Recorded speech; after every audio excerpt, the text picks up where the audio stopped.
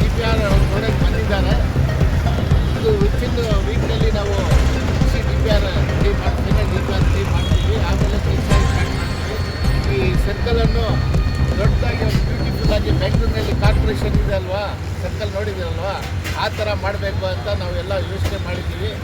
ಇದರ ಹಿಂದೆ ನಮ್ಮ ಲೀಡರ್ಸು ನಸೀರ್ ಅಹಮದ್ ಸಾಹೇಬರು, ರಾಷ್ಟ್ರೀಯ ಕಾರ್ಯದರ್ಶಿ, ಮತ್ತು ನಮ್ಮ MLA ಅವರು ಕೊತ್ತೂರು ಮಂಜುನಾಥ್ ಅವರು, ನಮ್ಮ MLC ಅವರು, ನಮ್ಮ ಡಿಸ್ಟ್ರಿಕ್ಟ್ ಮಿನಿಸ್ಟರ್ ಅವರೆಲ್ಲ ನಮಗೆ ಇದರ ಹಿಂದೆ ಏನು ಬೇಕು ಮಾಡಿ ಅಂತ ಹೇಳಿದ್ದಾರೆ. ಸಪೋರ್ಟ್ ಮಾಡ್ತೀವಿ ಅಂತ, ಫಂಡ್ ಕೂಡ CMನಿಂದ ಕೊಡ್ತೀವಿ ಅಂತ ಹೇಳಿದ್ದಾರೆ. ಅದು ಕೂಡ ನಾವು ಅಲ್ಲಿ ಕೂಡ ಫಂಡ್ ತೊಗೊಳ್ಬೇಕು ಅಂತ ಯೋಚನೆ ಮಾಡಿದ್ವಿ. ಮತ್ತು ಕೂಡಲಿಂದ ಎಷ್ಟಾಗ್ತದೆ, ಸಾಧ್ಯ ಆಗ್ತದೆ ಅಷ್ಟು ಫಂಡ್ ಕೂಡ ನಾವು ಕೊಡ್ತೀವಿ ಅಂತ ಹೇಳ್ಬಿಟ್ಟು ಆಶ್ವಾಸನೆ ಕೊಟ್ಟಿದ್ವಿ. ಮೊನ್ನೆ ಕೂಡ ಮೀಟಿಂಗ್ನಲ್ಲಿ ಇದೆಲ್ಲ ಡಿಸ್ಕಸ್ ಆಗಿದೆ, ರೆಸೊಲ್ಯೂಷನ್ ಕೂಡ ಆಗಿದೆ. ಇದ್ರ ಮುಂದೆ ನಾವೆಲ್ಲ ಲೀಡರ್ಸ್ ಹೋಗಿ, ನಮ್ಮ ದೊಡ್ಡ ಲೀಡರ್ಸ್ ಹತ್ರ ಹೋಗಿ ಏನಿದೆ 4-5 ಸರ್ಕಲ್ ಕೋಲಾರದಲ್ಲಿ ಮಾಡಬೇಕು ಅಂತ ಹೇಳ್ಬಿಟ್ಟು ಯೋಚನೆ ಮಾಡಿದ್ವಿ.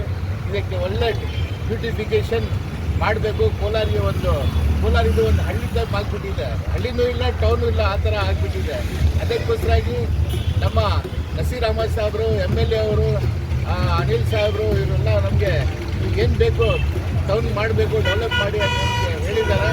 ನಾವು ಇದರ ಹಿಂದೆ ನಾವೆಲ್ಲ ಲೋಕಲ್ ಲೀಡರ್ಸ್ ಎಲ್ಲ ಕೆಲಸ ಮಾಡೋಣ ಅಂತ ಯೋಚನೆ ಮಾಡಿದ್ವಿ. ಮಾಡಿ ಎಲ್ಲ ಕೋಲಾರಿಗೆ ಒಂದು ಒಳ್ಳೆ ಬ್ಯೂಟಿಫಿಕೇಷನ್ ತರಬೇಕಂತ ಯೋಚನೆ ಮಾಡಿದ್ವಿ. MLA ಮೊನ್ನೆ 1.5 ಕೋಟಿ ಶಾಂಕ್ಷನ್ ಆಗಿದೆ ಅಂತ ಹೇಳಿದ್ರು. ಆಗಿದೆ, ಮತ್ತು ಇನ್ನೂ ಜಾಸ್ತಿ ಆದರೆ ಕೂಡ ಅವ್ರು ಕೊಡಿಸ್ತೀವಿ ಅಂತ ನಮಗೆ ಹೇಳಿದ್ದಾರೆ.